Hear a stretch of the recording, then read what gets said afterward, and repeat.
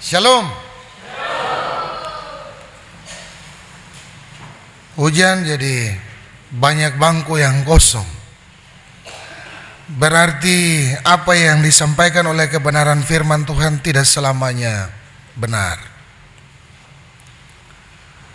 Dalam bacaan firman yang baru saja kita baca, ketika ada penganiayaan, ketika ada masalah, ketika ada persoalan, firman Tuhan semakin tersebar, semakin banyak orang datang untuk Tuhan. Tapi hari ini yang kita jumpai berbeda luar biasa. Bapak dan Ibu saudaraku yang terkasih dalam Tuhan Yesus, apa yang kita baca hari ini? Apa kita baca tentang sejarah ketika Petrus ditangkap, lalu Herodes Agripa yang pertama mati, lalu muncul Barnabas dan Saulus yang harus membawa Yohanes untuk pemberitaan Injil? Apakah hanya itu atau ada yang lain? Apa sebenarnya maksud bacaan firman Tuhan bagi Bapak Ibu Saudara dan saya di saat ini? Apa pesan firman Tuhan? Apa nasihatnya bagi Bapak Ibu Saudara dan saya?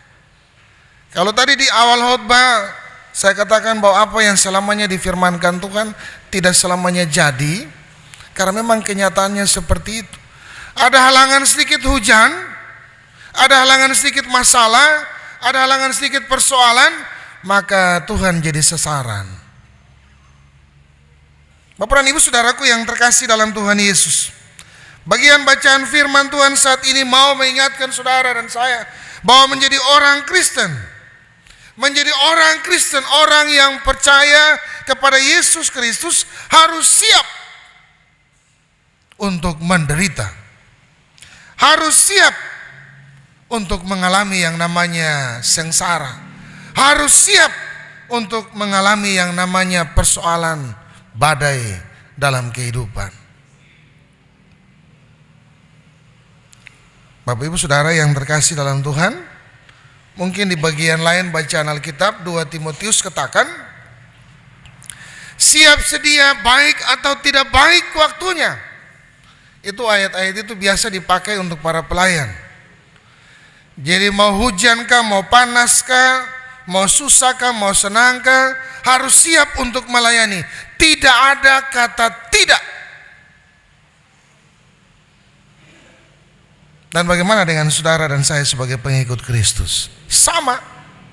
Saudara dan saya juga harus terima dan siap untuk mengalami yang namanya masalah, mengalami yang namanya persoalan, mengalami yang namanya derita ketika mengikuti Yesus. Sebab upah dari mengikuti Yesus adalah menderita, tidak pernah enak. Maka dari itu Bapak dan Ibu Saudara, dalam pengembalaan saya katakan jangan mau jadi orang Kristen. Sebab menjadi orang Kristen itu susah, menderita. Harus siap terima segala konsekuensi dari keimanan kita, kepercayaan kita, keyakinan kita kepada Tuhan Yesus Kristus.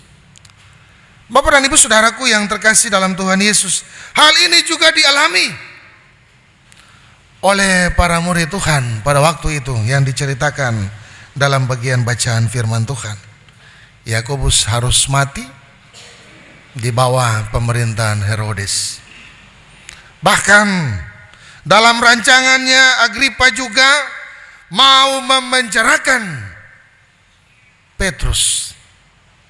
Dan benar dia penjarakan Petrus supaya selesai perayaan hari raya roti tidak beragi, maka Petrus akan dibunuh.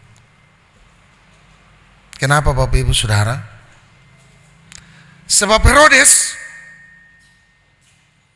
tidak mau supaya Injil kerajaan Tuhan, berita sukacita, berita kemenangan itu disebarkan bagi orang lain. Nah, kalau kita bawa dalam kehidupan kita setiap hari, iblis itu, setan itu tidak suka kalau saudara dan saya duduk bersama, bicara tentang Tuhan, cerita tentang Tuhan, bernyanyi kepada Tuhan. Iblis tidak suka.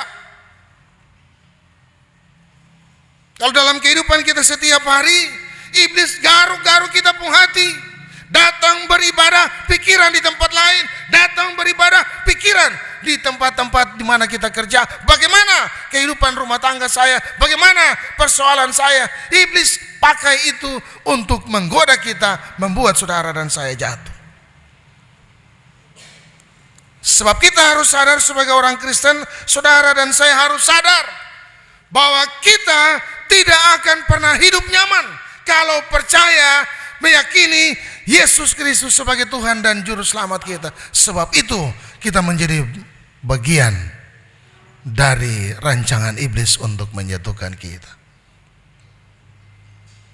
Kalau orang di luar kita yang tidak percaya, tidak meyakini, hidupnya baik-baik saja. Iya tuh. Kita lihat orang lain hidupnya enak, bikin ini, bikin itu bisa. Kenapa orang Kristen selalu jadi persoalan? Sebab iblis tidak suka kalau kita itu hidup baik-baik saja. Iblis tidak mau kalau saudara dan saya aman-aman saja. Maka iblis pakai segala macam cara untuk menghancurkan keimanan, kekristenan kita.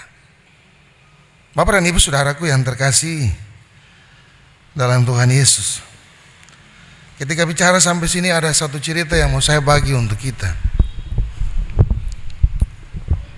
Ada cerita satu orang ini, Pak Tua ini, dia punya ilmu kencang. Dia punya tua itu kencang sekali. Di kampung itu dia sangat terkenal. Mau bikin orang mati, dia orangnya. Mau bikin orang sukses, dia orangnya. Jadi satu waktu dia datang ke gereja. Dia duduk itu di sekitar gereja. Jadi ketika pendeta khotbah, saudara-saudara, ingat di sekitar kita ada iblis. Pak itu adalah pendeta nih dia sudah tahu lah. Pak itu karena takut pendeta tahu, Pak itu masuk. Dia duduk di bangku paling belakang. Saudara-saudara ingat, iblis juga ada di belakang kita. Karena Pak itu duduk di bagian belakang. Paci dia setengah mati. Wah, ini bagaimana? Dia duduk di depan. Dia pindah duduk di depan. Iblis juga ada di depan kita. Oh, Pak itu ini memang dia tahu betul. Karena Paci dia tidak mau untuk pendeta betul-betul tahu, padahal pendeta ini tidak tahu, cuma karena khotbahnya arahnya ke sana, jadi pendeta bilang seperti itu. Lalu orang itu dia duduk di tengah-tengah. Pendeta katakan, iblis juga ada di tengah-tengah kita. Pace kau ganas dan Pace, yo pendeta, kau cek terus, sampai mimbar bunyi. Pak itu ada pegang batu di tangannya, dia mau lempar. Bapak Ibu Saudara, yang mau tahu saya tak apa-apa, tak ada yang larang. Jangan kaget bunyi di bagian bawah, bahaya. Saudara, jadi cerita itu mau mengingatkan saudara dan saya bahwa iblis itu mengintai di sekitar kita. Iblis itu ada di tengah-tengah kehidupan kita. Iblis ada di belakang kita, di depan kita, dimanapun saudara dan saya ada. Iblis ada di situ. Sebab apa? Iblis tidak mau satu anak Tuhan menjadi milik Tuhan, tetapi dia berusaha untuk merampas kehidupan saudara dan saya dari mengikut Tuhan. Sebab itu banyak persoalan, lalu kita mulai menyangkal Tuhan, kita mulai kasih salah Tuhan, kita mulai tidak mau datang untuk Tuhan. Bapak dan Ibu saudaraku yang terkasih dalam Tuhan Yesus, bagian bacaan firman Tuhan di pagi ini mau mengingatkan saudara dan saya betapa kokohnya iman orang percaya pada saat itu. Apa yang Bapak Ibu baca? Ketika Petrus ada di penjara, apa yang dilakukan oleh umat Tuhan? Mereka terus berdoa. Mereka terus berdoa dan kuasa Tuhan terjadi. Bapak dan Ibu saudaraku yang terkasih dalam Tuhan Yesus, Petrus Petrus tidak buat apa-apa, Petrus tidak melakukan apa-apa, tapi dia percaya dalam iman yang sungguh bahwa pada waktunya Tuhan akan bertindak menggantikan dia. Dan saat itu apa yang terjadi? Malaikat Tuhan datang. Malaikat Tuhan datang menjumpai Petrus di penjara, lalu membebaskan dia tanpa ada seorang penjaga pun yang tahu. Bapak Ibu, kalau renung-renung, luar biasa kekuatan doa. Saya masih ingat mantan Presiden Republik Indonesia, saya lupa yang keberapa, namanya Pak Gus Dur. Tahun 1998 dia katakan bahwa saya tidak pernah takut orang Kristen. Yang saya takut dari orang Kristen adalah doa orang Kristen. Bapak dan Ibu Saudara, hari ini firman Tuhan yang sama juga mau mengingatkan saudara dan saya betapa kekuatan doa itu sangat besar dan luar biasa. Ketika kita berdoa dengan sungguh dalam keyakinan kita kepada Allah, maka Dia akan bertindak menggantikan apa yang kita harapkan. Bapak dan Ibu Saudara yang terkasih dalam Tuhan Yesus, yang menarik ketika Petrus dibebaskan, apa yang dilakukan Petrus? Dalam bacaan firman Tuhan yang merupakan intro itu kita tadi dikatakan, lalu kata malaikat itu kepadanya, ikatlah pinggangmu dan kenakanlah sepatumu. Petrus melakukan hal yang sama tanpa berbantah-bantah. Ia pun berbuat demikian, lalu malaikat itu berkata kepadanya, kenakanlah jubahmu dan ikutlah aku. Bapak dan Ibu Saudara yang terkasih dalam Tuhan Yesus, Petrus lalu mengikuti malaikat Tuhan. Dan setelah malaikat itu pergi meninggalkan dia, baru dia sadar bahwa sebenarnya Tuhan telah bertindak menggantikan dia dalam kuasa doa dari apa yang ia lakukan. Jadi kalau hari ini Bapak Ibu Saudaraku yang terkasih dalam Tuhan, kita mengalami hal yang sama, ada persoalan, ada pergumulan yang berat, ingat bahwa jerih payah saudara dan saya yang percaya kepada Tuhan dengan sungguh tidak akan pernah sia-sia. Buah dari pekerjaan kita tidak akan pernah jatuh ke tanah sia-sia. Tuhan akan memperhitungkan semua itu. Dan bagi kita para pelayan, masih ingat apa yang saya katakan? Setiap pekerjaan yang kita kerjakan, Tuhan membayar kita 1 dinar. Tapi setiap pekerjaan yang kita tolak dari Tuhan, maka sebenarnya kita menolak anugerah Tuhan dalam kehidupan kita.